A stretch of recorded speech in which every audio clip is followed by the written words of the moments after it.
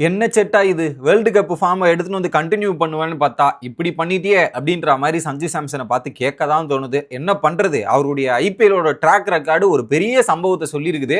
ஆனால் சிஎஸ்கேக்கு வந்து தான் இப்படி ஆகணுமா அப்படின்னு யோசிக்க வைக்குது. என்னன்னா 2020 74 run 32 ball first match, 2021 119 run 63 ball, 2022 55 run 27 ball, 2023 55 run 32 ball, 2024 82 run 52 ball, 2025 63 run 66 run 37 ball, 2026 ஒரு 50 அடிச்சா 2020 கண்டினியூஸா சஞ்சு ஒரு ரெக்கார்டை ஹோல்டு பண்ணிட்டு இருந்தாரு.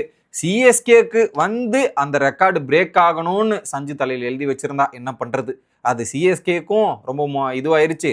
சஞ்சு மேல ஒரு பெரிய ஓப்போட வந்தா முதல் மேட்ச் ஒரு டிசப்பாயின்மெண்ட் ஃபேன்ஸும் அஸ் ஏ சிஎஸ்கே ரசிகரா எனக்கும் இருந்தது. நீங்க என்ன நினைக்கிறீங்க அப்படின்றத கமெண்ட்ஸ்ல சொல்லிருங்க.